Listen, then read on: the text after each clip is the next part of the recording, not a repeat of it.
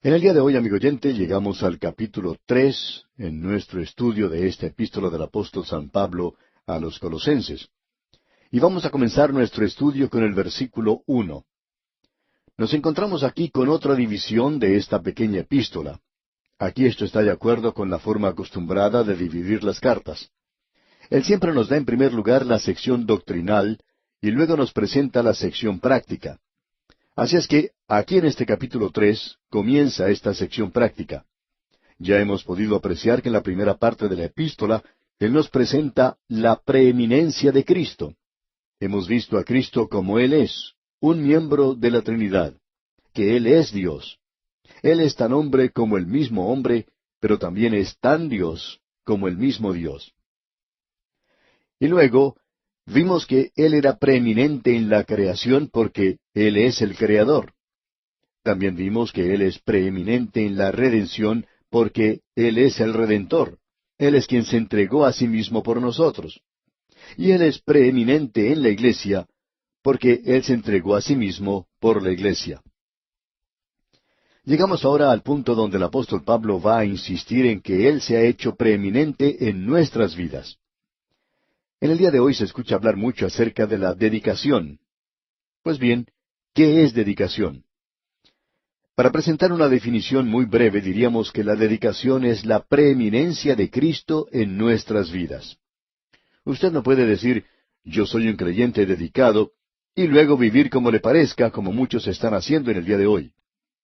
Quiere decir que si Él es preeminente en su vida, usted va a vivir la vida de Cristo aquí en esta tierra, porque ya hemos visto que aquí se nos dice en esta misma epístola, porque en Él, o sea, en Cristo, habita corporalmente toda la plenitud, la pleroma de la deidad. Y usted es una persona completa. Usted es hecho completo en Él. Usted está listo para el gran viaje de la vida en Él. Es decir, que Cristo es en realidad la solución para todos los problemas de la vida. Y Pablo en esta carta mencionó, como hemos podido apreciar, todas esas cosas diferentes que apartan a la gente de la persona de Cristo como palabras persuasivas, apartados por vanas palabras, vana palabrería o la filosofía, o por un sistema legal, o por el misticismo o el ascetismo. Esas son las cosas que apartan a la gente de la persona de Cristo. Y hablando honradamente, amigo oyente, la vida cristiana es vivir a Cristo hoy. Y Pablo va a hablar acerca de eso ahora en esta sección que comenzamos, y vamos a ver que en Cristo se encuentra todo lo que usted y yo vamos a necesitar. Y por tanto, vamos a ver que Cristo es la totalidad de Dios. Él es derramado dentro de la vida a través del creyente, y esa es la única manera en que puede ser derramado. Aquí en esta primera sección vemos que los pensamientos y los afectos de los creyentes son celestiales. Eso es lo que es importante aquí en este pasaje de la Escritura que tenemos. Leamos pues el primer versículo de este capítulo 3. Si pues habéis resucitado con Cristo, buscad las cosas de arriba, donde está Cristo sentado a la diestra de Dios.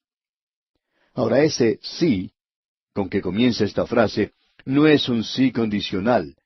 Es en realidad un sí de argumento, y eso ya lo hemos visto anteriormente en esta epístola.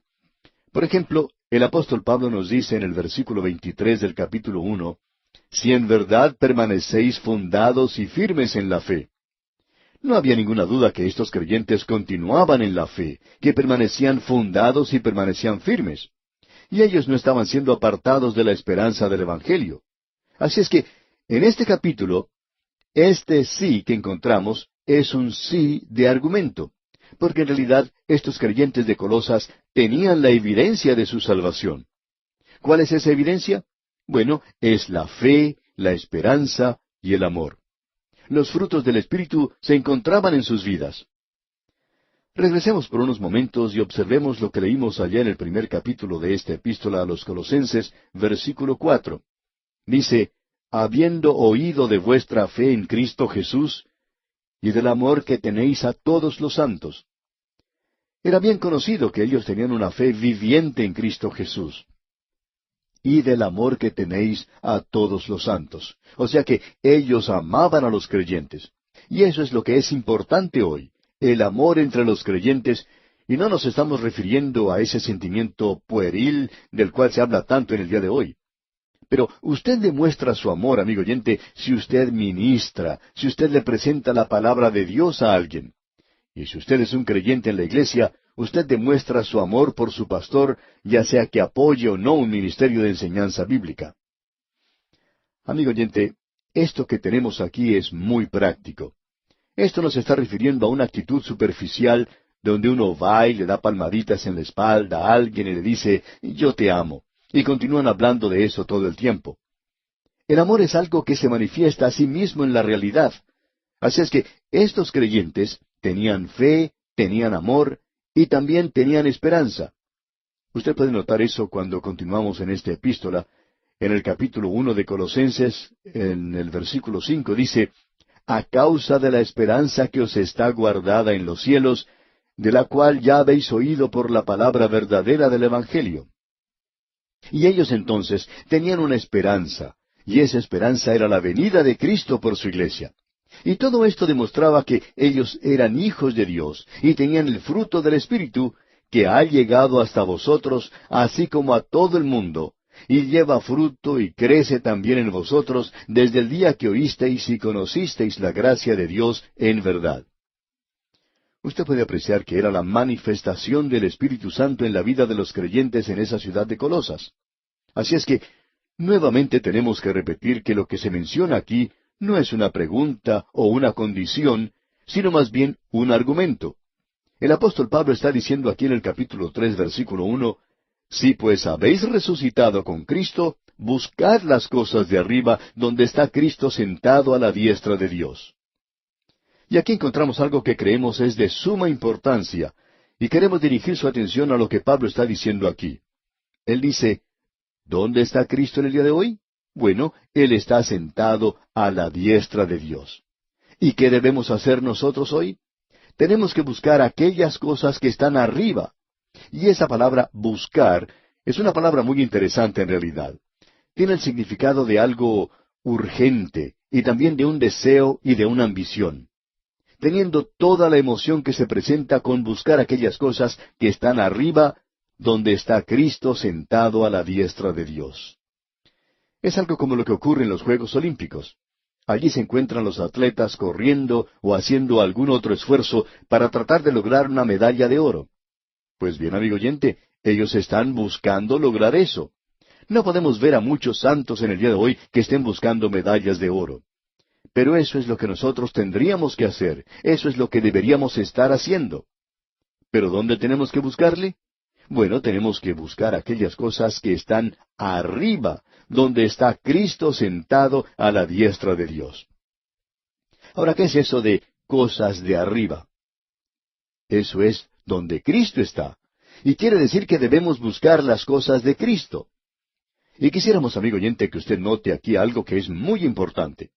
Aquí no se nos dice que tenemos que ir a algún lado y tomar algún pequeño curso que nos enseñe alguna mezcla de pseudopsicología y un poquito de la Biblia. No se nos dice aquí que debemos buscar eso. En muchos lugares hoy están ocurriendo cosas como estas, donde se presentan algunos programas todos mezclados y donde los pobres creyentes hoy están tratando de obtener esta clase de cosas y esta pseudopsicología y un poquito de la Biblia, todo mezclado en unas pocas clases durante la noche. Y durante ese tiempo, cuando uno ha pasado por ese supuesto estudio, ya ha podido lograr la solución a todos los problemas de la vida, desde el problema de una suegra neurótica hasta el de un patrón o jefe con una mente emponzoñada.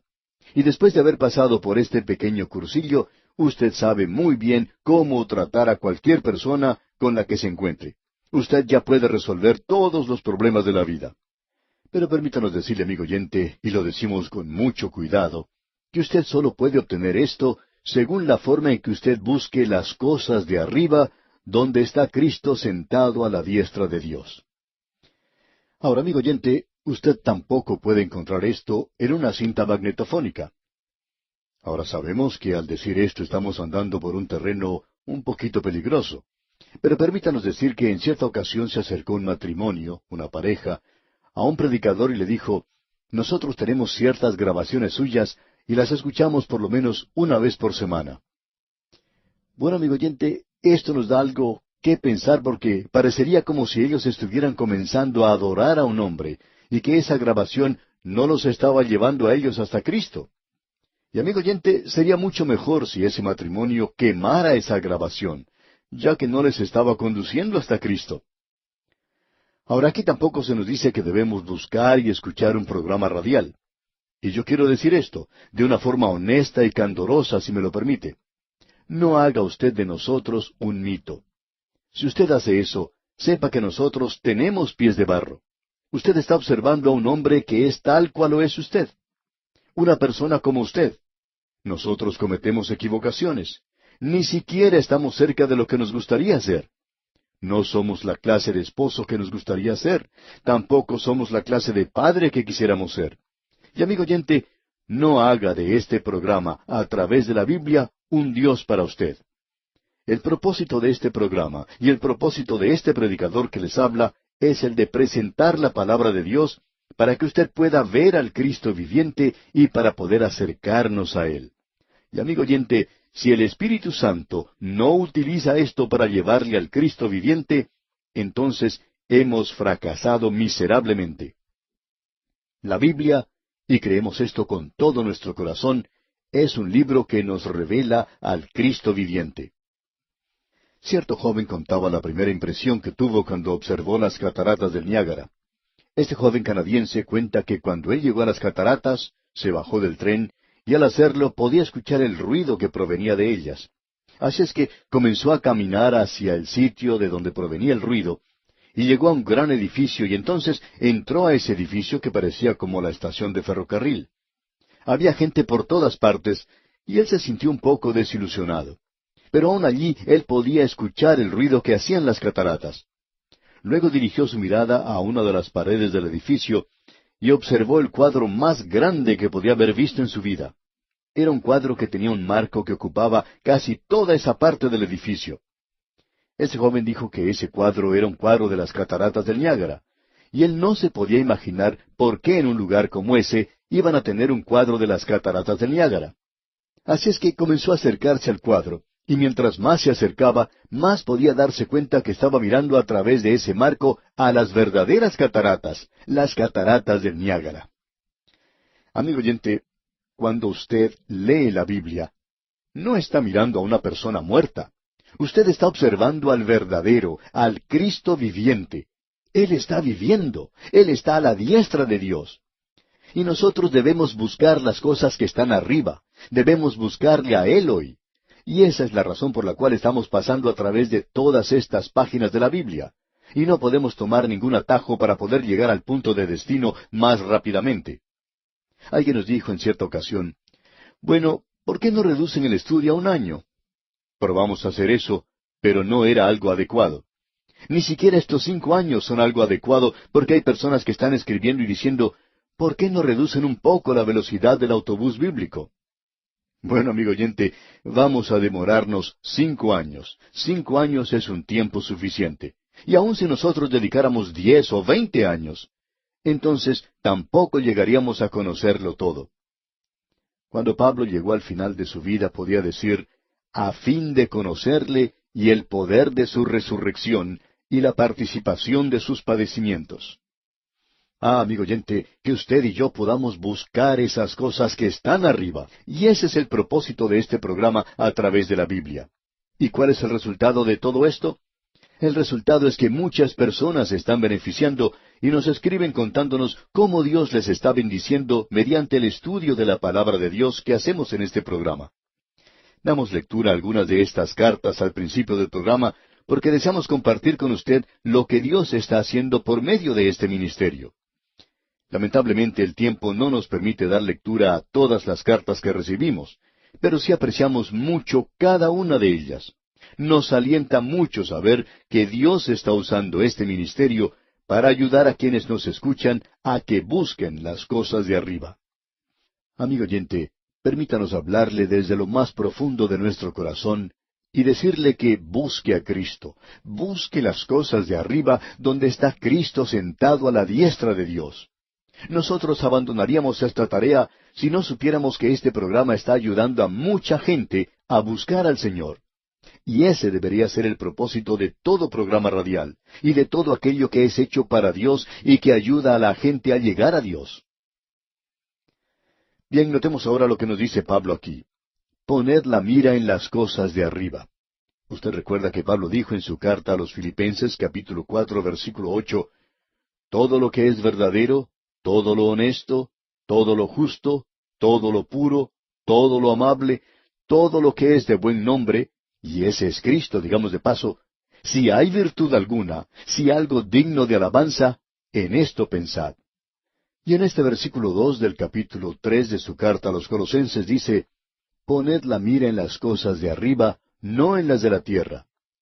El asunto de cómo se lleva usted con su suegra es algo muy importante, amigo oyente. Pero o usted se va a llevar bien con su suegra, o no se va a llevar bien con ella, eso es todo. Quizá usted no se pueda llevar bien con ella. Lo importante, amigo oyente, es que usted pueda dirigirse a Cristo. Y eso debería ser lo más importante de todo. Leamos este versículo 2 y también el versículo 3. Poned la mira en las cosas de arriba, no en las de la tierra, porque habéis muerto y vuestra vida está escondida con Cristo en Dios. Leemos aquí que usted ya murió. ¿Y cuándo murió usted? Es lo mismo que encontramos antes allá en la epístola a los Gálatas. Con Cristo estoy juntamente crucificado. ¿Cuándo fue usted crucificado? Hace más de 2000 años, amigo oyente. Él tomó mi lugar. Él tomó su lugar. Él murió en lugar mío y en lugar suyo. Y nosotros morimos con Él. Por tanto, porque habéis muerto y vuestra vida está escondida con Cristo en Dios. Ahora yo fui tomado del antiguo Adán por medio del bautismo, es decir, que el Espíritu Santo me tomó y me colocó en Cristo. Ahora usted está en Cristo, y ahora que usted está en Cristo, usted debería vivir la vida de Él. Permita que la plenitud de Él se demuestre en su vida. Cuando Cristo, vuestra vida se manifieste. Si usted tiene alguna vida, es la de Cristo. Juan dijo que nos iba a mostrar la vida eterna. Bien, ¿cómo puede uno demostrar vida eterna? Mostrando a Cristo. Cristo es vida eterna. Y en el versículo 4 de este capítulo 3 de la epístola a los Colosenses, dice Pablo, cuando Cristo, vuestra vida, se manifieste, entonces vosotros también seréis manifestados con Él en gloria. Y uno de estos días nosotros seremos manifestados con Él en la gloria. El apóstol Pablo nos va a hablar ahora de una forma muy directa. Va a tratar con las cosas que hay aquí donde usted y yo vivimos. Y si usted, amigo oyente, es hoy un creyente consagrado viviendo para Él, Pablo va a hacerlo muy fácil de entender para usted si usted es consagrado o no. ¿Están estas cosas en su vida? Él nos va a decir algo aquí que es muy interesante. Leamos el versículo 5. Haced morir, pues, lo terrenal en vosotros, fornicación, impureza, pasiones desordenadas, malos deseos y avaricia, que es idolatría. Haced morir, es decir, poner en el lugar de la muerte. Haced morir, pues, lo terrenal en vosotros. Debemos colocar esto en el lugar de la muerte. Y luego él menciona fornicación. Y esto es el sexo. ¿Es este un pecado en su vida en el día de hoy? No tratemos de engañarnos a nosotros mismos, amigo oyente, porque hay muchas personas que hoy están ocultando estas cosas y están hablando de ser creyentes consagrados. El apóstol Pablo no deja nada oculto en cuanto a esto. Haced morir, pues, lo terrenal en vosotros. Usted no puede darse muerte a sí mismo. Usted tampoco está muerto. Pero usted tiene que poner a sus miembros en el lugar de la muerte. ¿Le están creando problema a usted sus ojos? ¿Está usted mirando con ojos lujuriosos o con deseos en ellos? Coloque esos ojos en el lugar de la muerte.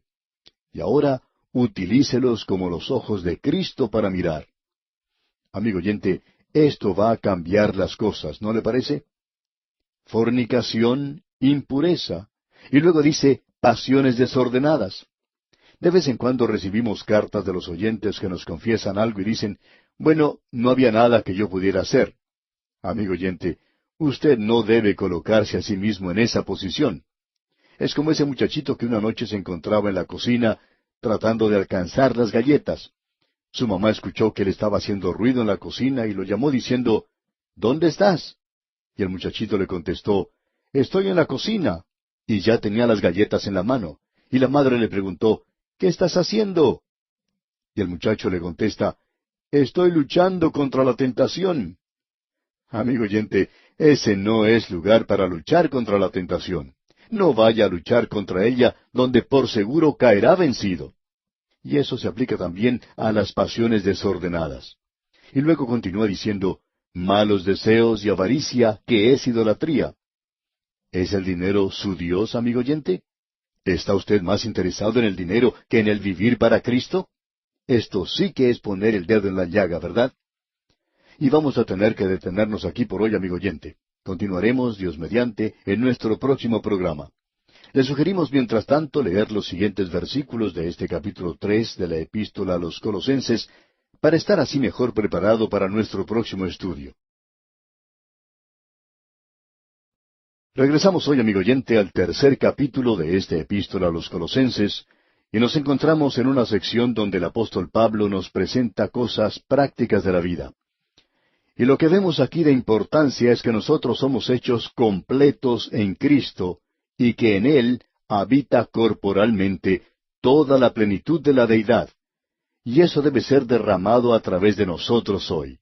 Pablo dice, si habéis resucitado con Cristo, ¿qué es lo que tenemos que hacer? ¿Ir de un lugar a otro y tratar de tomar un pequeño cursillo y otro allá o seguir las indicaciones hechas por los hombres? ¿O el aceptar alguna variación del psicoanálisis? No, amigo oyente. Tenemos que ir directamente al Señor Jesucristo. Él vive hoy. Usted no lo va a encontrar a Él en la ciudad de Belén en el presente. Él se encuentra sentado a la diestra de Dios en este mismo instante. Él se encuentra sobre el trono en el mismo cielo. Y allí está hoy para usted y para mí. Vamos a ver en este capítulo que esto se relaciona con dos aspectos de nuestra vida. En primer lugar, es una santidad personal. Y luego, nuestra comunión con los demás que nos rodean. Ese asunto de la santidad es algo de lo cual la mayoría de los creyentes tiene cierto temor. En cierta ocasión un predicador dijo, si los creyentes tuvieran tanto temor al pecado como le tienen a la santidad, sería algo realmente maravilloso. Amigo oyente, eso lo podemos aplicar a todos los creyentes en la actualidad. A la mayoría no le agrada esta definición de santidad. De paso diremos que es una palabra muy buena, y de eso es de lo que Pablo nos está hablando aquí. Ahora, si usted está en Cristo, si usted le ha aceptado a Él como su Salvador, eso se va a demostrar en su vida aquí en este mundo. Y amigo oyente, si esto no se demuestra en su vida aquí en este mundo, quizá usted no está en Él allá arriba. Lo importante de notar es lo que dice aquí el versículo 5 de este capítulo 3 de la Epístola a los Colosenses. Leamos. Haced morir, pues, lo terrenal en vosotros: fornicación, impureza, pasiones desordenadas, malos deseos y avaricia, que es idolatría.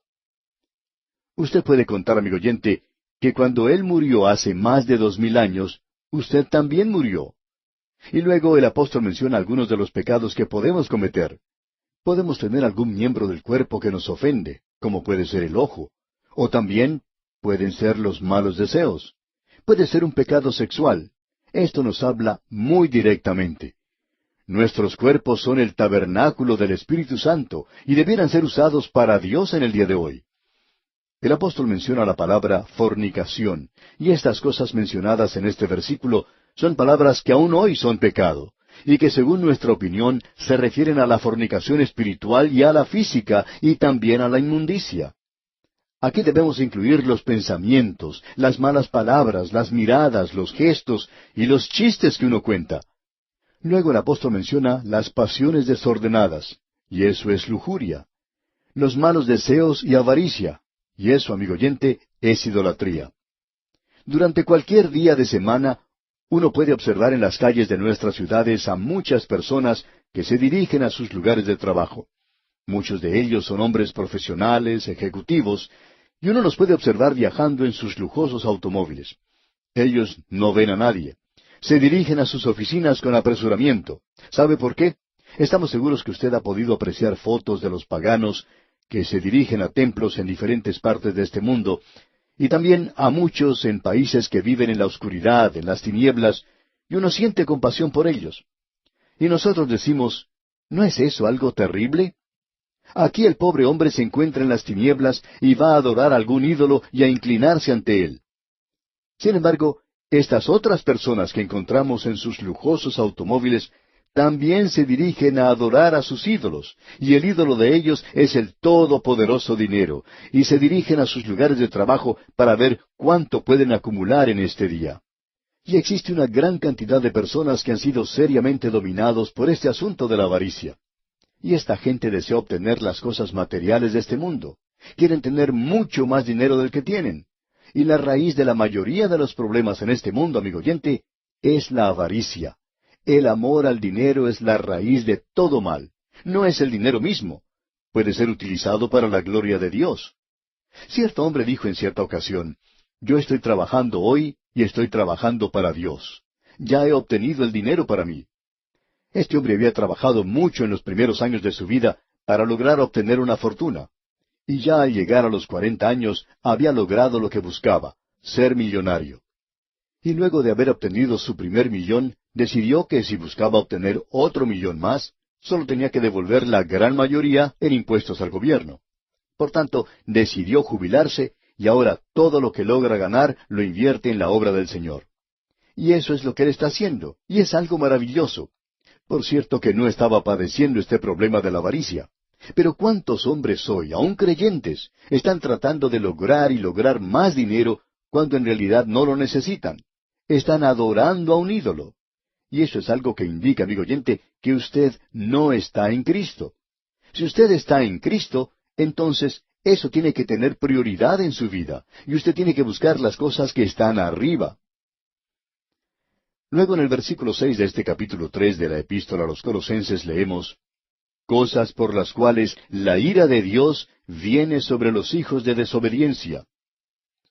Bueno, los hombres no se pierden simplemente porque hacen estas cosas, y tampoco se pierden porque no han oído que Cristo salva. Los hombres se pierden, amigo oyente, porque son pecadores, pecadores en sus corazones.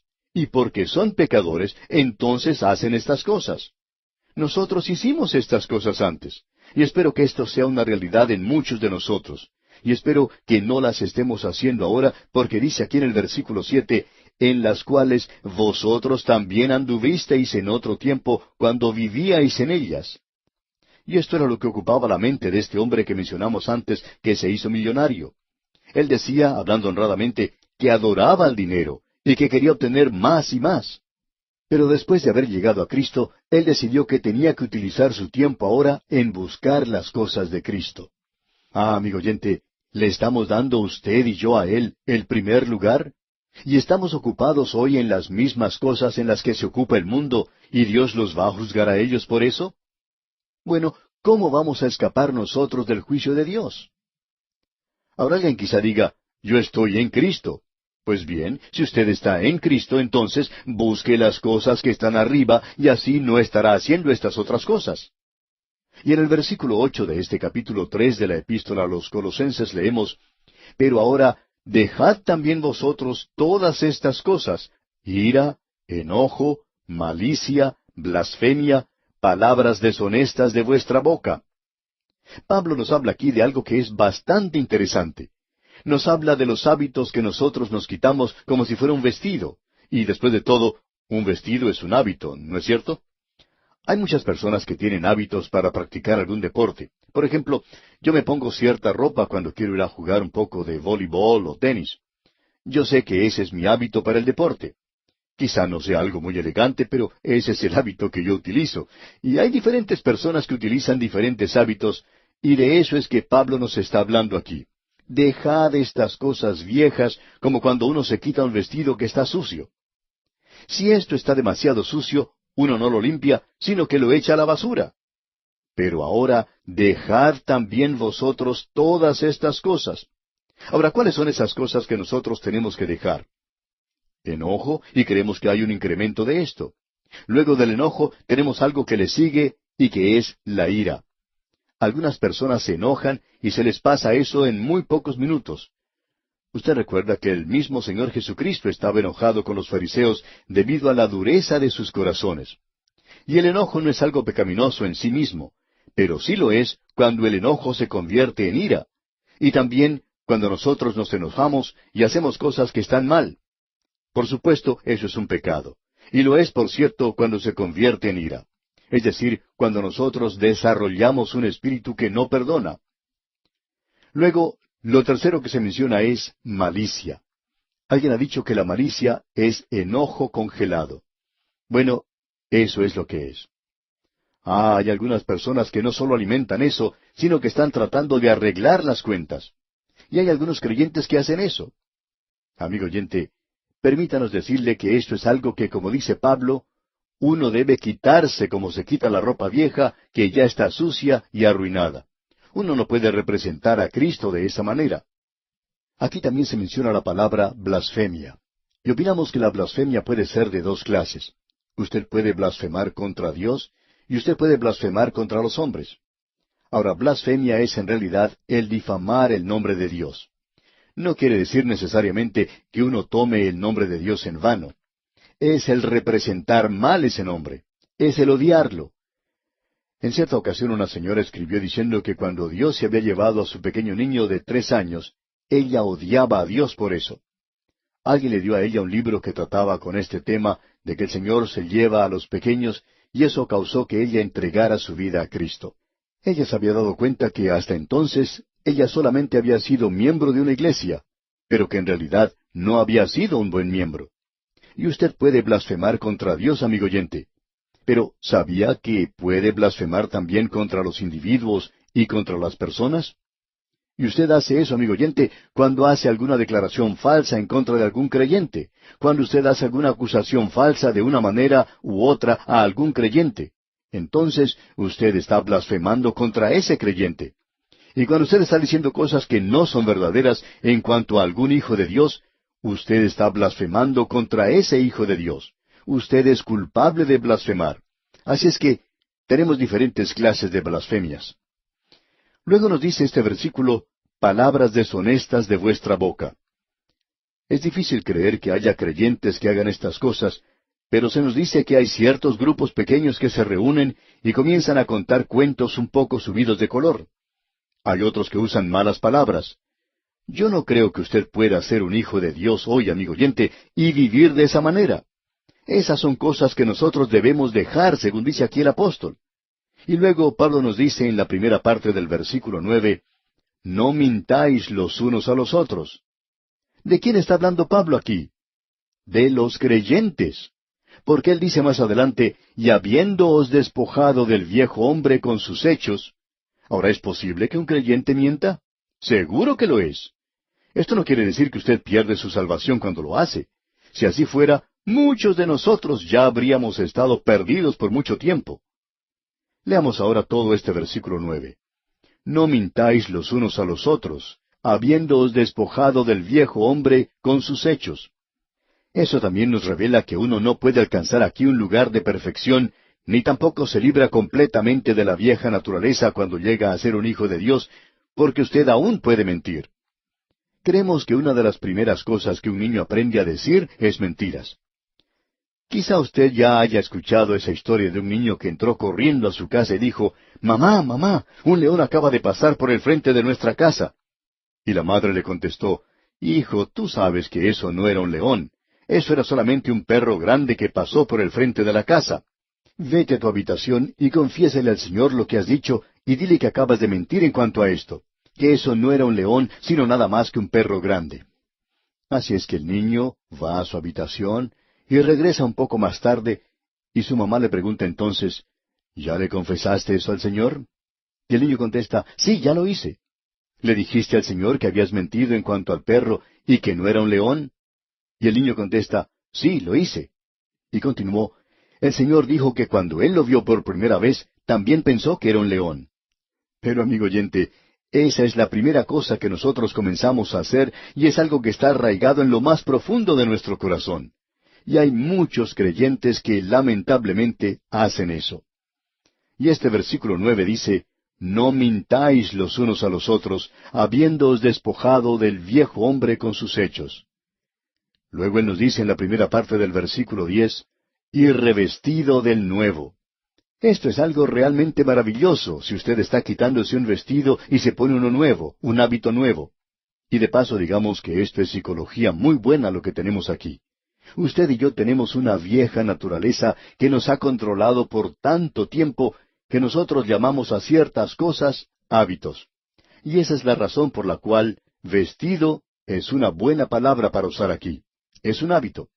Eso quiere decir que nosotros hacemos las cosas de cierta manera, decimos ciertas cosas, porque usted y yo estamos hechos de un sistema nervioso completo. Si yo pongo mi mano en el fuego, por ejemplo, enseguida sale una señal por medio de mi sistema de células nerviosas que va hasta el cerebro y del cerebro regresa un mensaje a la mano mía enseguida diciendo, saca la mano de allí, tonto, estás quemándote con el fuego. Y entonces usted quita la mano de allí rápidamente. Por supuesto que esto pasa mucho más rápido que lo que uno puede contarlo. Usted pone su dedo en el fuego y enseguida lo quita. Pero eso es lo que ocurre. Nosotros hemos formado ciertos hábitos. Debemos quitarnos, pues, esos hábitos y formar nuevos hábitos. Y esa es muy buena psicología. Y esto es algo realmente cierto, porque usted tiene ahora al Espíritu Santo, amigo oyente. Y los versículos 10 y 11 nos dicen, fíjese usted, y revestido del nuevo, el cual conforme a la imagen del que lo creó, se va renovando hasta el conocimiento pleno, donde no hay griego ni judío, circuncisión ni incircuncisión, bárbaro ni escita, siervo ni libre, sino que Cristo es el todo y en todos. Esto es algo realmente maravilloso. Usted se pone el nuevo hombre y ese nuevo hombre es Cristo. Y así es la iglesia del día de hoy, el cual, conforme a la imagen del que lo creó, se va renovando hasta el conocimiento pleno. La iglesia de hoy tiene que representar al Señor aquí en la tierra. Y en la iglesia los creyentes no son ni griegos ni judíos. En ese día había una división religiosa, circuncisión ni incircuncisión, dice aquí. Eso era también una división religiosa, pero también existía otra clase de división, bárbaro ni escita. Los bárbaros eran aquellos que no eran griegos. Son aquellos que hoy llamamos paganos. Pero los escitas eran la peor clase de bárbaros. Escitia se encuentra en el norte del Mar Negro y en el Mar Caspio. Esta gente que vivía en esa zona era probablemente de la peor clase de bárbaros que haya existido en la tierra. Uno habla acerca de gente pagana, brutal y maligna. Esta clase de gente escalpaba a sus enemigos, es decir, le arrancaba el cuero cabelludo. Luego también tomaban el cráneo de la víctima y lo utilizaban como una copa en la cual bebían su sangre. No creemos que se pueda llegar a ser más pagano que eso, amigo oyente. ¿Sabía usted que muchos de aquellos que son de raza blanca, sus antepasados provenían de este territorio? Es por eso que se llaman caucáseos o caucásicos, ya que ellos provienen de esa zona de donde vienen los bárbaros. Pero en aquel día, ellos estaban siendo llevados a los pies de Cristo. Y Pablo menciona eso aquí. Amigo oyente, el Evangelio, aún en los días de Pablo, se había esparcido y había hecho una obra tremenda en esa zona donde se encontraba la iglesia de Colosas.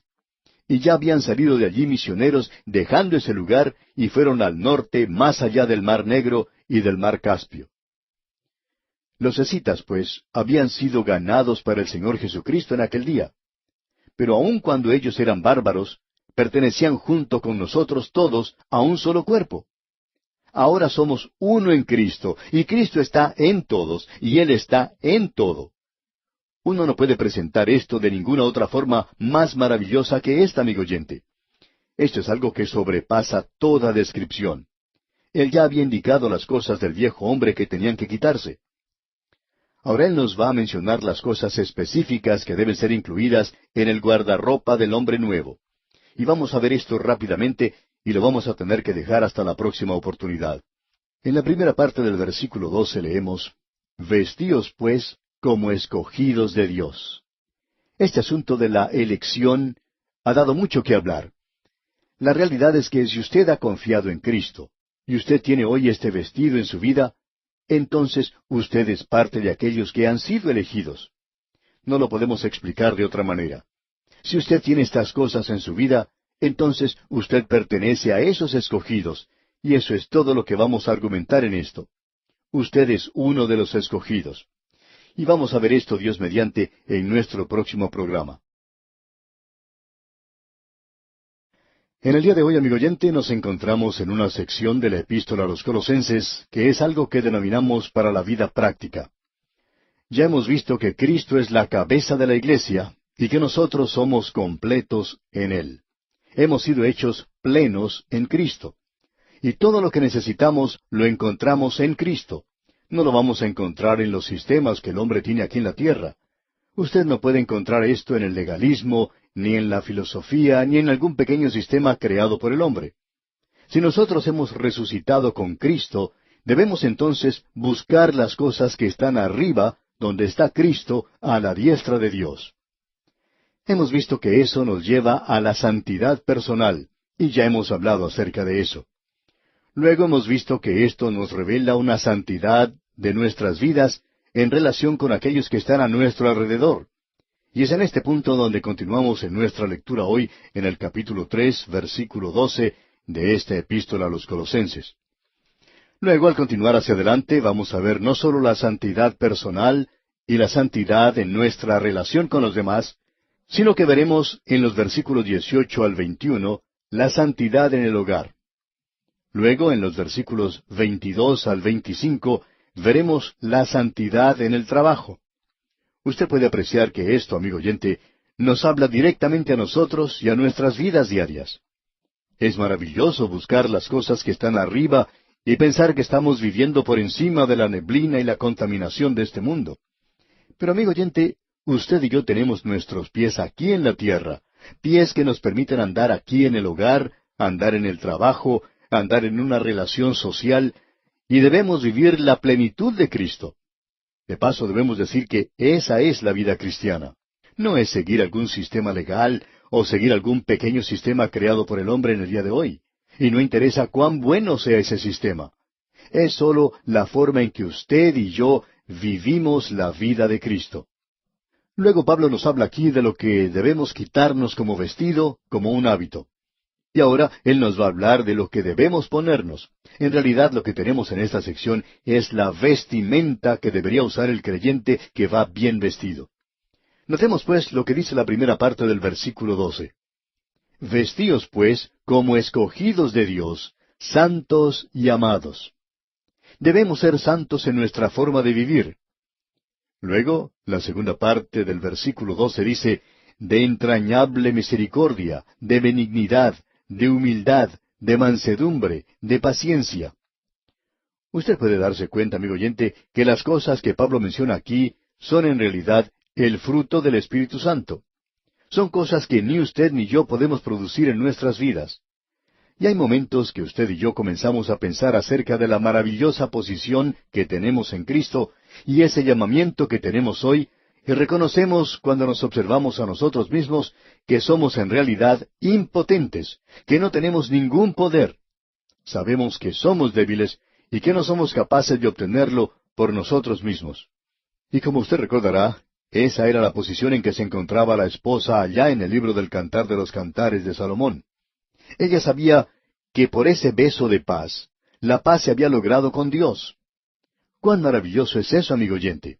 Él nos ha besado, amigo oyente. Nos dijo que nuestros pecados son perdonados en Cristo. Lo mismo ocurre con nosotros cuando pecamos y somos hijos de Dios.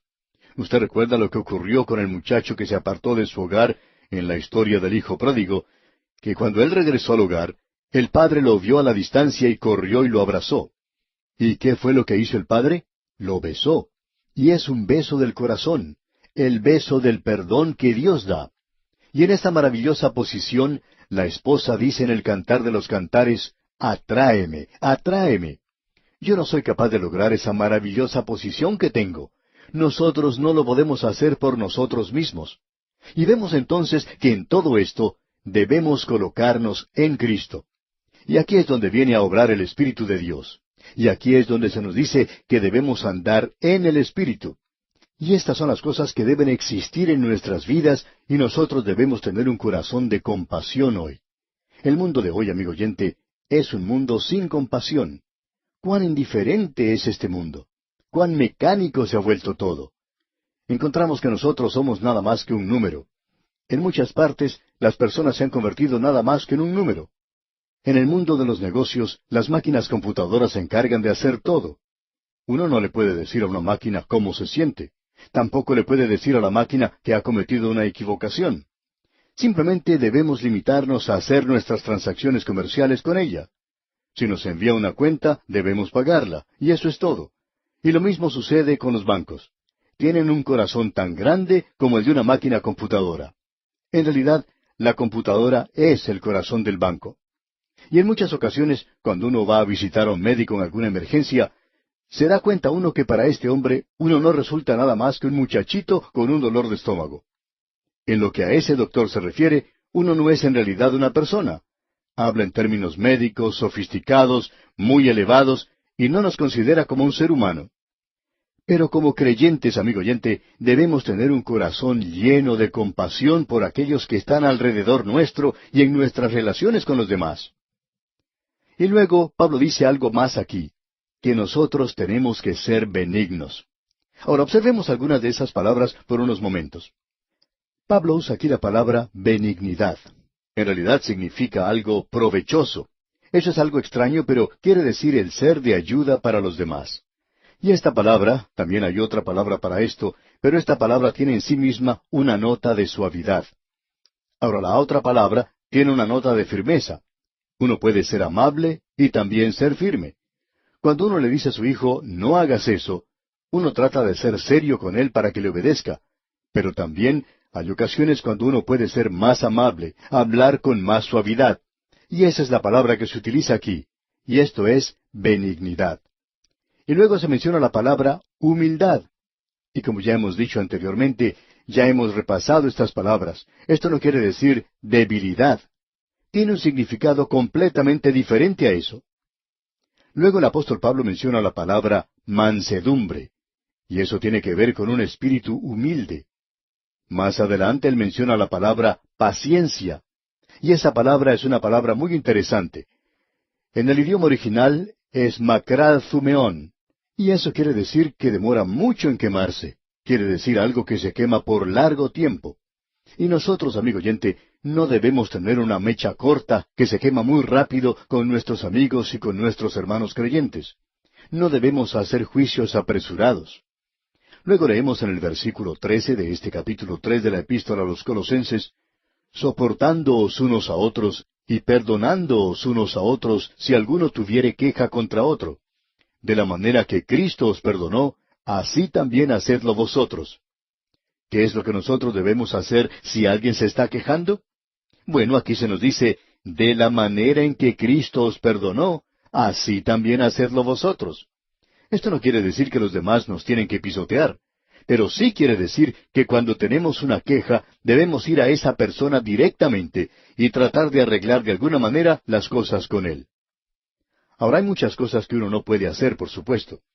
El Señor Jesucristo acusó a los fariseos y allí no había ningún pensamiento de perdón. Simplemente los acusó. Y hay personas con las cuales ni usted ni yo nos podemos llevar bien, amigo oyente. Tenemos que enfrentar cosas como estas. Pero debemos perdonarnos los unos a los otros de la misma manera en que Cristo nos perdonó.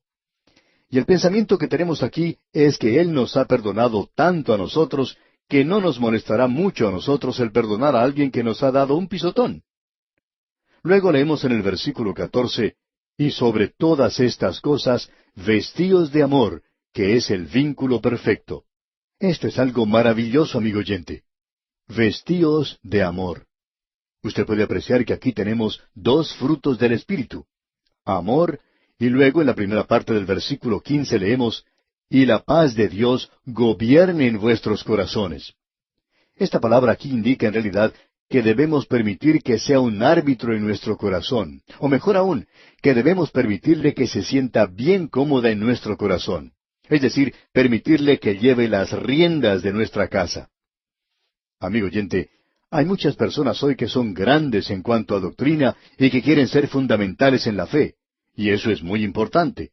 Y no creemos que exista muchas personas que enfaticen eso más que nosotros. Pero hay algunos que, aunque alaban los estudios bíblicos, ni siquiera toman la oportunidad de ir y asistir a algún estudio bíblico. Conocen tan poco acerca de la palabra de Dios. Luego Pablo dice, la palabra de Cristo more. Esa es una expresión peculiar del apóstol Pablo. Él dice aquí, la palabra de Cristo more. Y el Señor Jesucristo dijo, vosotros sois limpios por la palabra que os he hablado. Y el mejor baño que usted se pueda dar, amigo oyente, es el estudiar la palabra de Dios, y que la palabra de Dios more en usted, que esté como en su casa, que tenga las riendas de la casa. Familiarícese con ella. La Biblia es un libro extraño para muchas personas. Hay muchos que en realidad se asustan de verlo. Amigo oyente, nosotros deberíamos estar bien familiarizados con ella y permitir que la paz de Dios gobierne en vuestros corazones, a la que asimismo fuisteis llamados en un solo cuerpo, y sed agradecidos. La palabra de Cristo more en abundancia en vosotros. O sea que debemos permitir que la paz de Dios gobierne nuestros corazones. Y luego, la palabra de Cristo more en abundancia en vosotros. Debemos permitirle que esté como en su propia casa. Debemos conocerle a Él. Debemos estar bien familiarizados con la palabra de Dios y debemos estudiarla y conocer lo que Cristo nos está diciendo a cada uno de nosotros en el día de hoy. Porque allí es donde Él nos habla a nosotros, amigo oyente, en su palabra. Y luego nos dice, enseñándoos y exhortándoos unos a otros. ¿En qué? En toda sabiduría, cantando con gracia en vuestros corazones al Señor, con salmos e himnos y cánticos espirituales. Y me gusta mucho esto porque dice aquí, cantando con gracia en vuestros corazones. Y nunca va más allá de eso en lo que a mí se refiere. Pero debemos permitir que esto tenga una influencia maravillosa en nuestras vidas. Y luego él dice en el versículo 17, y todo lo que hacéis, sea de palabra o de hecho, hacedlo todo en el nombre del Señor Jesús, dando gracias a Dios Padre por medio de Él. Note usted, y todo lo que hacéis. Amigo oyente, ¿quiere usted una norma en cuanto a la conducta del creyente? ¿Necesita usted una pauta para actuar hoy? ¿Quiere usted un principio y no una cantidad de pequeñas reglas? Aquí tenemos el principio para el vivir cristiano. Note usted, y todo lo que hacéis, sea de palabra o de hecho, hacedlo todo en el nombre del Señor Jesús. Eso no nos dice lo que tenemos que hacer, simplemente nos dice en este versículo 17, y todo lo que hacéis, sea de palabra o de hecho, hacedlo todo en el nombre del Señor Jesús, dando gracias a Dios Padre por medio de Él. Amigo oyente, ¿es usted capaz de decir, en cualquier cosa que hace, en cualquier trabajo que tenga, en cualquier cosa que haga en el hogar, en cualquier cosa que usted haga en relación con los demás, en su vida social, puede usted decir, yo estoy haciendo esto en el nombre del Señor Jesucristo? Si usted puede hacer eso, amigo oyente, entonces hágalo, cualquier cosa que eso sea. Si usted puede hacerlo en su nombre, esto es una regla maravillosa. Esto es algo que nosotros podemos utilizar para medir lo que hacemos. Llegamos ahora al hogar. Y usted puede notar que aquí él está tratando con las mismas cosas de las cuales habló en la epístola a los Efesios, cuando dijo, sed llenos del Espíritu Santo, y luego él dio las mismas instrucciones. Que la palabra de Cristo more en abundancia en vosotros, en toda sabiduría. Amigo oyente, ¿qué es lo que quiere decir con el estar llenos del Espíritu Santo? Bueno, usted tiene también que estar lleno con la palabra de Cristo. Él tiene que morar en usted abundantemente. Y cuando mora en usted abundantemente, entonces es inspirado por el Espíritu de Dios. Entonces usted está lleno del Espíritu de Dios. Yo no creo que usted pueda ser lleno del Espíritu Santo. Yo no creo que usted pueda servir a Cristo, sino hasta cuando haya sido lleno con el conocimiento de su palabra. La palabra de Cristo more en abundancia en vosotros. Y luego esto obrará por sí mismo en nuestras vidas. Luego en el versículo 18 leemos, Casadas, estad sujetas a vuestros maridos, como conviene en el Señor. Ya hemos considerado esto allá en la epístola a los Efesios. Lo que el versículo 18 menciona es relacionado con el orden que debe existir en el hogar. Aquí no se trata de un esposo que quiere intimidar. No creemos que Dios tenga la intención de que una esposa se someta, si ella es salva, a un esposo que no es salvo y que trata de mandarla a ella y aún de castigarla. El autor de estos estudios bíblicos, el doctor J. Vernon McGee, contaba que una mujer le escribió en cierta ocasión contándole que su esposo la castigaba, que ese señor era una persona que no era salva y cuando se emborrachaba castigaba a su esposa. Pero ella pensaba que como creyente debería permanecer con él. ¿Y sabe usted lo que le aconsejó el doctor McGee? Le dijo, usted debe dejar a su esposo. Eso es lo que Dios quiere que usted haga. Dios nunca le pidió a una mujer que permaneciera junto a un esposo borracho. Por supuesto que no. Eso destruye la personalidad de la esposa. Ella está destruyendo así su propia dignidad. Y ella se va a encontrar a sí misma en la misma posición que él si continúa soportando eso. Y aquí leemos, casadas, estad sujetas a vuestros maridos, como conviene en el Señor. Y debemos enfatizar esta última parte, como conviene en el Señor. Esa es la clave. Ahora el versículo 19 dice, maridos, amad a vuestras mujeres, y no seáis ásperos con ellas. Y este es el marido que ama a su esposa, a quien ella debe sujetarse. Y esto quiere decir que ella no debe ser la que tome el liderazgo del hogar, sino que debe alentarlo a él a que lo haga. Luego en el versículo 20 leemos, hijos, obedeced a vuestros padres en todo, porque esto agrada al Señor. Aquí se nos dice que los hijos deben obedecer a sus padres. Y por supuesto que no se refiere a un muchacho de 24 años de edad que tiene que estar sujeto a las polleras de la mamá o andar asido de las faldas de su mamá. Y este muchacho, ya sea casado o soltero, ha llegado al punto donde tiene que apartarse de sus padres.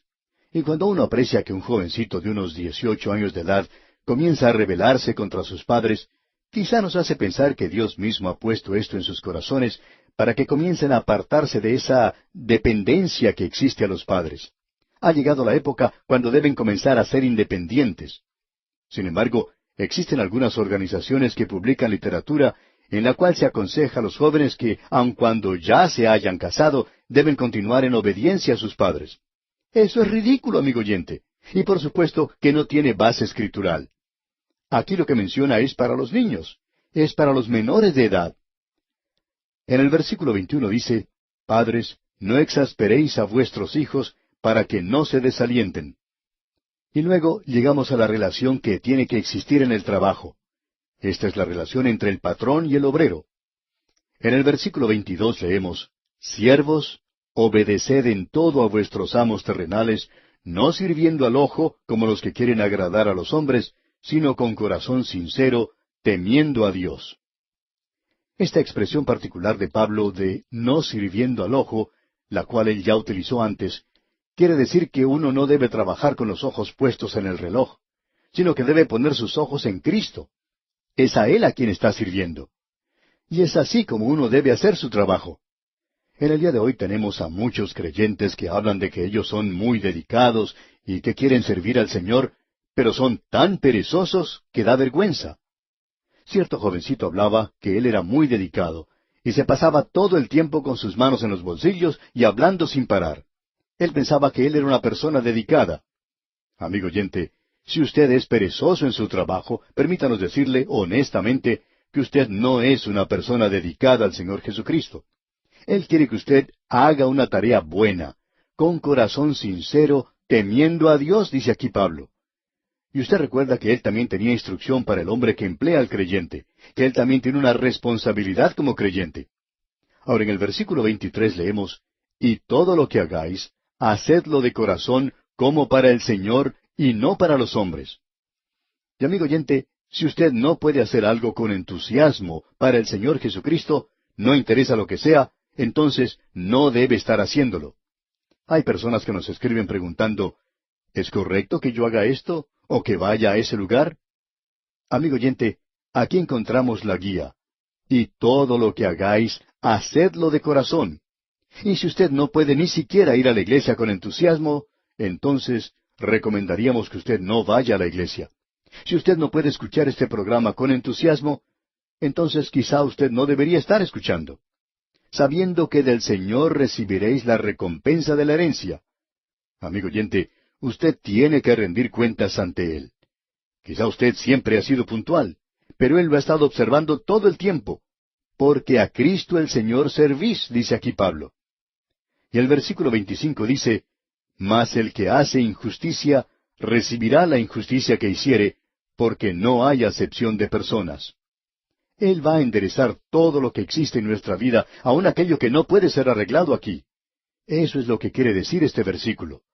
Amigo oyente, nosotros estamos unidos a un Cristo viviente, y cuán maravilloso es esto. Yo no lo puedo lograr por mí mismo, pero Él dice que me va a ayudar a mí, y también le va a ayudar a usted. Y Él quiere que en toda relación le imitemos a Él aquí en la tierra. ¡Qué llamamiento más glorioso el que tenemos! ¿No le da entusiasmo esto a usted, amigo oyente? No hay necesidad de ir hasta Belén. Usted puede ir directamente al Cristo viviente hoy. Él está a la diestra de Dios. Y aquí, amigo oyente, vamos a detenernos por hoy.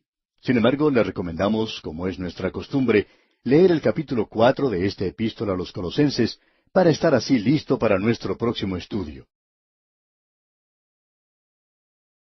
En nuestro programa anterior, amigo oyente, finalizamos la lectura del capítulo 3 de esta epístola a los Colosenses. De paso, debemos decir que hicimos este estudio un poco rápido porque quizá el tiempo no nos permitió extendernos. Quisiéramos recalcar en este espacio hoy algunas cosas que pensamos son de importancia y a las cuales deberíamos dirigir nuestra atención, ya que el capítulo 4 de esta epístola a los Colosenses comienza con algo relacionado a lo que se dice en el capítulo 3, y el primer versículo debería en realidad pertenecer al capítulo 3. Y en algunos de nuestros manuscritos es colocado en el tercer capítulo y tiene que ver con el tema de los amos, es decir, del patrón.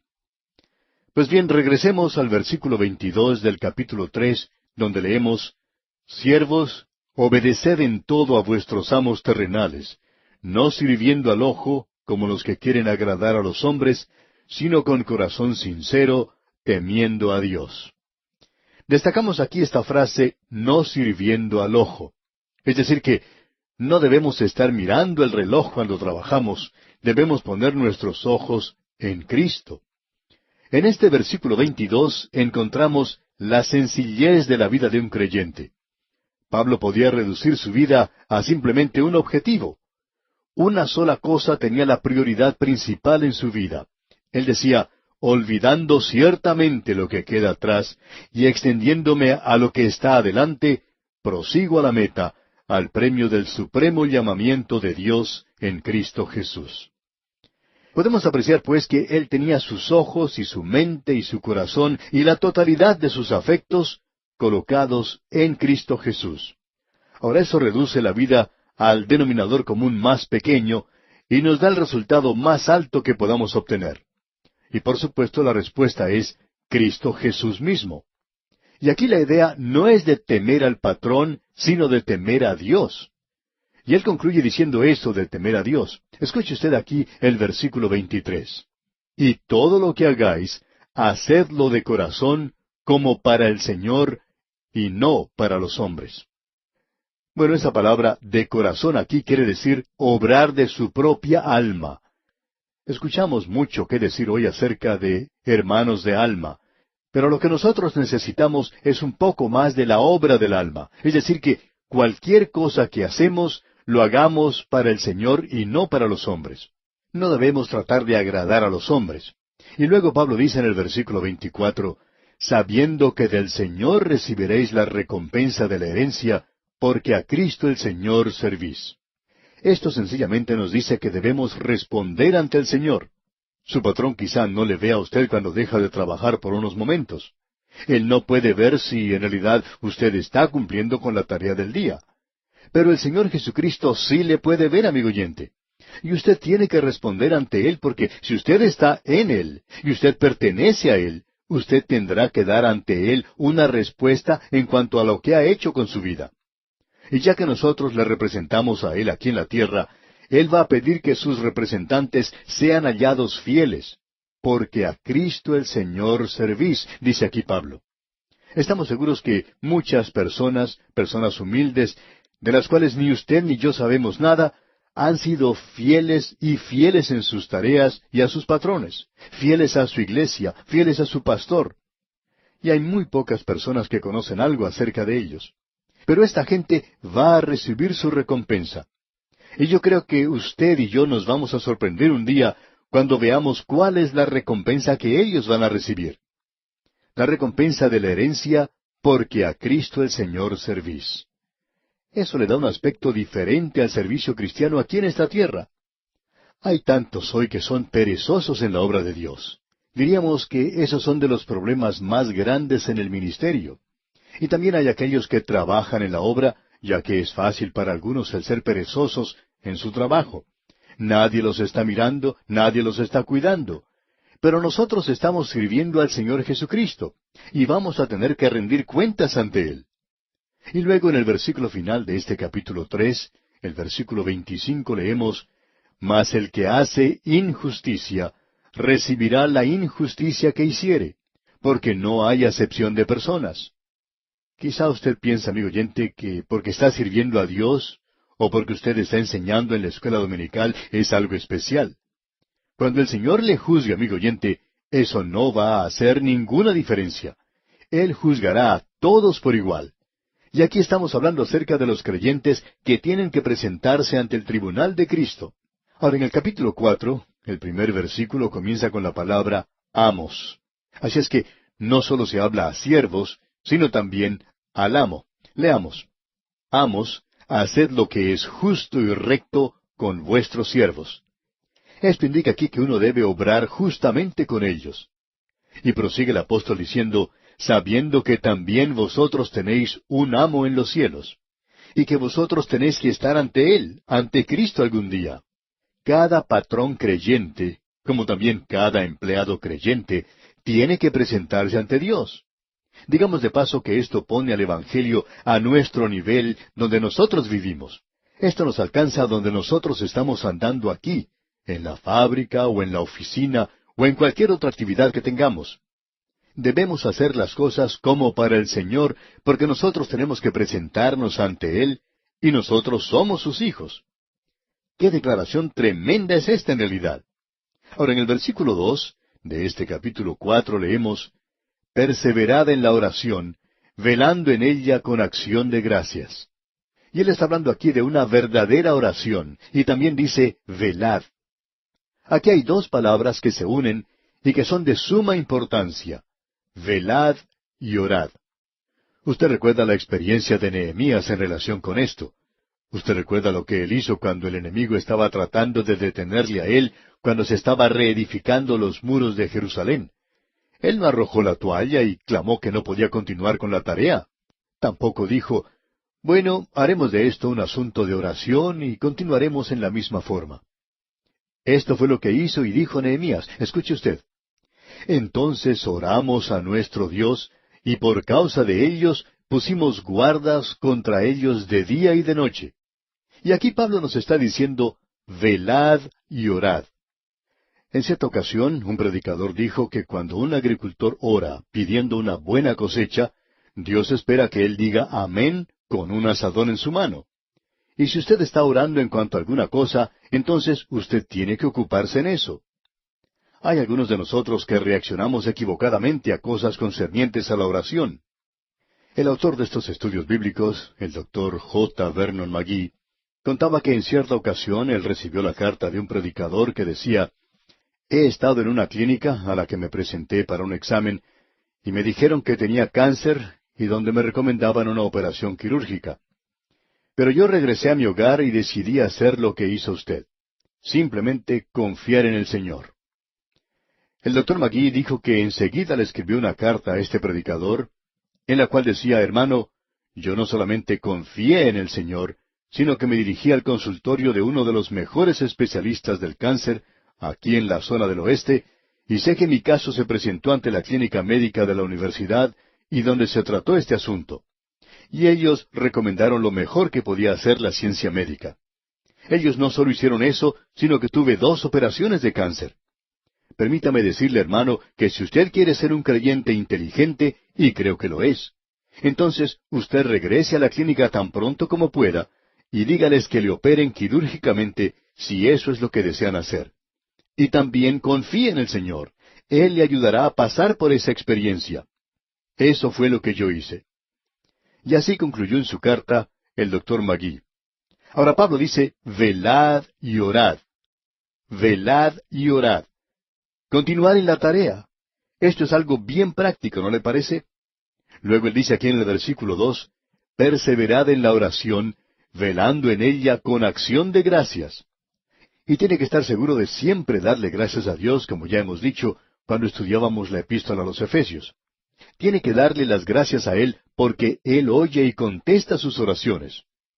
Quizá no conteste de la forma en que usted oró, pero Él contestará, orando también al mismo tiempo por nosotros. Pablo dice, no nos olviden a nosotros. Y me gustaría agregar aquí también, no nos olviden a nosotros aquí en A Través de la Biblia. Usted no le será de ninguna ayuda a Pablo ahora, dirigiendo una oración por él, pero usted nos puede ayudar a nosotros y puede ayudar a nuestro ministerio radial. Y también puede ayudar a su pastor local. Ahora el versículo 3 dice, orando también al mismo tiempo por nosotros, para que el Señor nos abra puerta para la palabra, a fin de dar a conocer el misterio de Cristo, por el cual también estoy preso.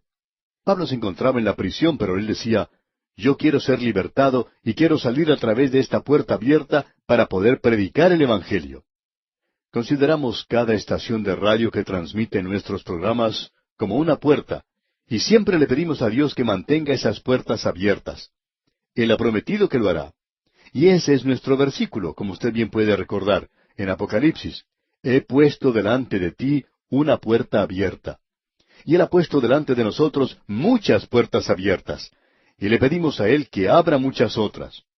Luego en el versículo 4 de este capítulo 4 dice Pablo, para que lo manifieste como debo hablar. Y luego dice en el versículo 5, andad sabiamente para con los de afuera, redimiendo el tiempo. El Hijo de Dios tiene una responsabilidad ante el mundo hoy. Andad sabiamente. No actúe de una manera insensata como Hijo de Dios. Y queremos repetir esto. Hay demasiado de lo que llamaríamos piedad disparatada. En este mismo instante hay aquellos que están hablando acerca de la venida del Señor Jesucristo en el año 2005. No sé de dónde obtienen esa fecha.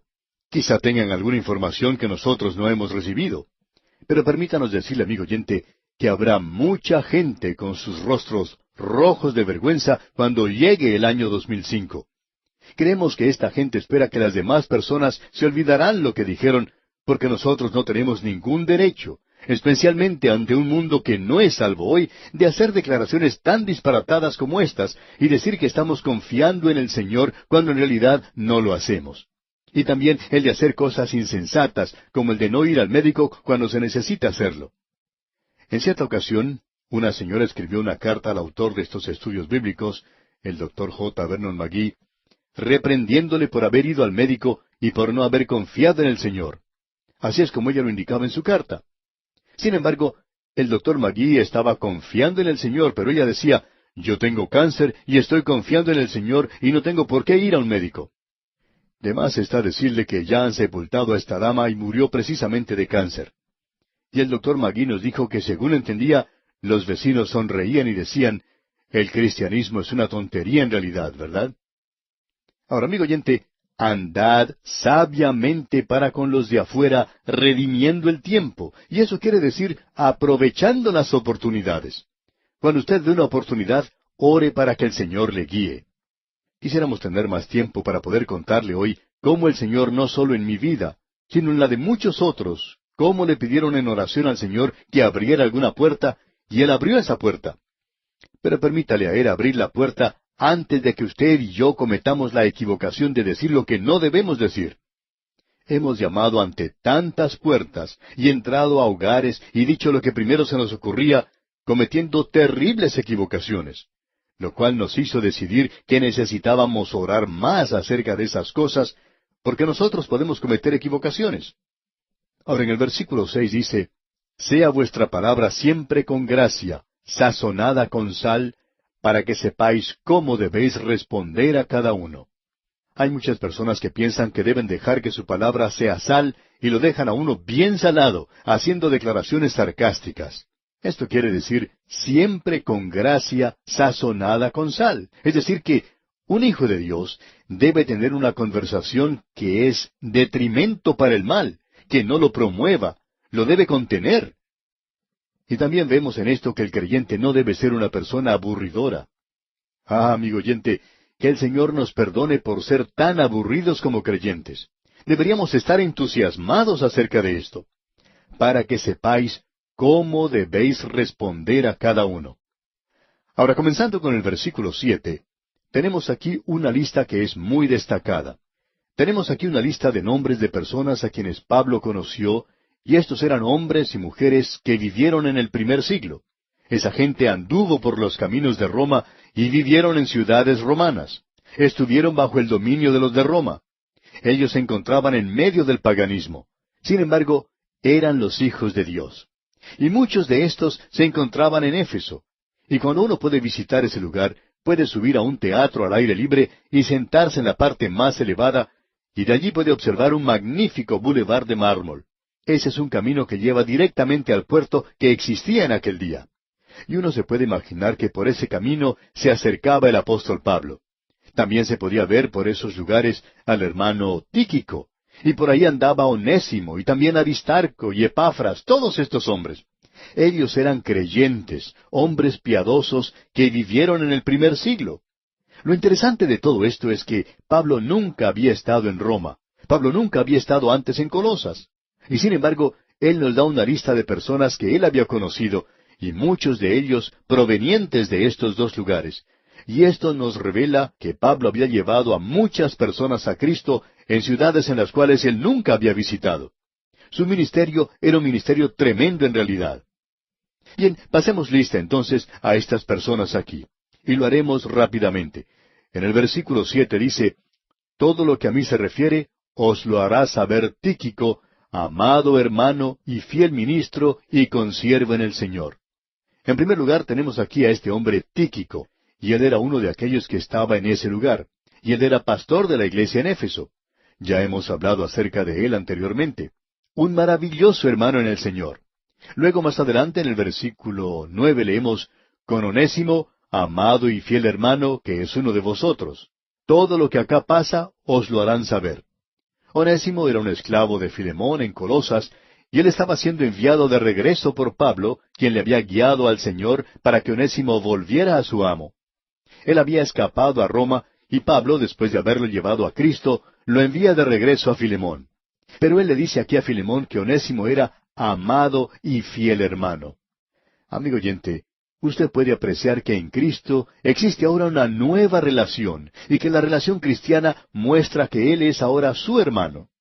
Luego en el versículo 10 leemos, Aristarco, mi compañero de prisiones, os saluda, y Marcos, el sobrino de Bernabé, acerca del cual habéis recibido mandamientos, si fuere a vosotros, recibidle. Aristarco era un amigo de Pablo. Él había progresado y se encontraba allí con Pablo. Él también estaba en la prisión con él. Luego se menciona a Marcos, el sobrino de Bernabé. Usted recordará que Juan Marcos había regresado, y a causa de ello, Pablo no quería que él le acompañara en su segundo viaje misionero. Pero Pablo se había equivocado acerca de Juan Marcos. Este terminó saliendo bien. Y Pablo aquí reconoce eso. Él dice, y Marcos, el sobrino de Bernabé, acerca del cual habéis recibido mandamientos, si fuere a vosotros, recibidle. Y Pablo dice acerca de él allá en su segunda epístola a Timoteo, toma a Marcos y tráele contigo, porque me es útil para el ministerio. Y en realidad era un muchacho maravilloso. Luego seguimos leyendo aquí en la epístola a los Colosenses, capítulo 4, esta lista y dice, y Jesús llamado justo. Y ese nombre en hebreo era por supuesto Josué. Y continúa, que son los únicos de la circuncisión. Podemos apreciar que había algunos pocos israelitas, judíos, en la iglesia de Colosas. No había muchos, en su mayoría era una iglesia gentil. Y Pablo dice que son los únicos de la circuncisión que me ayudan en el reino de Dios. Y termina diciendo que han sido para mí un consuelo. Y podemos apreciar que estos eran unos hermanos maravillosos. Ellos ayudaban a Pablo y eran grandes misioneros también. Luego la lista continúa en el versículo 12, donde Pablo dice, os saluda Epafras, el cual es uno de vosotros, siervo de Cristo, siempre rogando encarecidamente por vosotros en sus oraciones, para que estéis firmes, perfectos y completos en todo lo que Dios quiere. Epafras era un pastor en Colosas, pero ahora él se encuentra en la prisión, así es que tiene un nuevo ministerio. Aquí él está orando. Un joven pastor que había quedado paralizado y no podía predicar más, escribió una carta en cierta ocasión a este programa en la cual decía que se encontraba muy desanimado. Y se le respondió diciendo, tenemos un trabajo para usted, y es que ore por nosotros. Y ese, amigo oyente, es un ministerio en el día de hoy. Ore usted por los siervos de Dios si el Señor le ha apartado a usted de un servicio activo. Eso quiere decir que Él tiene otra cosa para que usted haga. Luego en el versículo 13 de este capítulo 4 de la epístola a los Colosenses leemos, porque de Él doy testimonio de que tiene gran solicitud por vosotros, y por los que están en Laodicea y los que están en Hierápolis. Estas tres ciudades se encontraban muy cerca la una de la otra. Hierápolis y Laodicea se encuentran, digamos, a unos 10 kilómetros, eso es bastante cerca, y la otra a unos 15 kilómetros. Y estas iglesias se encontraban en estos diferentes lugares. Luego Pablo nos dice, os saluda Lucas, el médico amado. ¿No le parece a usted, amigo oyente, que este nombre es un nombre maravilloso para él? El doctor Lucas. Él es el médico amado. Y luego dice Pablo, y Demas. Y nos gustaría hablar un poco más acerca de Demas, pero vamos a tener que dejar esto para más adelante. Cuando Pablo menciona a Demas por primera vez, habla de él como su compañero de labores, y aquí él le llama simplemente Demas. Pablo no está muy seguro acerca de él. Un poco más adelante, él le abandona. ¡Cuán trágico es todo esto! Luego en el versículo 15 dice Pablo, saludad a los hermanos que están en la Odisea, y a Ninfas y a la iglesia que está en su casa. En esa época había grandes templos paganos, pero la iglesia de esa época se reunía en diferentes casas. Nosotros mantenemos este punto de vista, aunque en el presente no lo enfatizamos tanto como lo hacíamos anteriormente, que la iglesia comenzó en un hogar, y creemos que va a regresar a un hogar también. De paso, podemos decir que en cierto país caribeño, el reunirse en los hogares ya es una costumbre. Luego en el versículo 16 leemos, cuando esta carta haya sido leída entre vosotros, haced que también se lea en la iglesia de los laodicenses, y que la de la Odisea la leáis también vosotros. Ahora esta no es una epístola para la Odisea, sino que es una epístola que ellos habían leído y ellos aparentemente estaban haciendo circular. Hay muchos eruditos que creen que esta es la epístola a los Efesios que tenemos en el presente, y que se encontraba en esta época en la Odisea, en la zona donde también la podían tener los creyentes en Hierápolis y Colosas. Luego Pablo dice, decid a Arquipo, mira que cumplas. Y aquí tenemos a otra persona mencionada, y su nombre es Arquipo. ¿Qué es lo que conocemos acerca de Arquipo? Bueno, hablando honradamente, no sabemos mucho más que lo que Pablo dice aquí acerca de él. Mira que cumplas el ministerio que recibiste en el Señor. Aquí tenemos a un hombre que tiene un don, y Pablo está animándole para que lo utilice. Pablo dice, la salutación de mi propia mano, de Pablo. Pablo acostumbraba a dictar la mayoría de sus cartas. La que fue enviada a los Gálatas la escribió él mismo, y aquí podemos ver que Pablo firma esta. Luego dice, acordaos de mis prisiones. Él les está diciendo que oren por él. La gracia sea con vosotros, y dice, amén. ¿No ha sido esta pequeña carta, amigo oyente, algo realmente glorioso, maravilloso? Pablo escribió a una iglesia. Él nunca visitó la iglesia, pero conocía la iglesia porque él había guiado a la mayoría de ellos al Señor. En realidad, Filemón tenía una iglesia en su casa en Colosas. Y aquí, amigo oyente, concluimos nuestro estudio de esta maravillosa epístola a los Colosenses.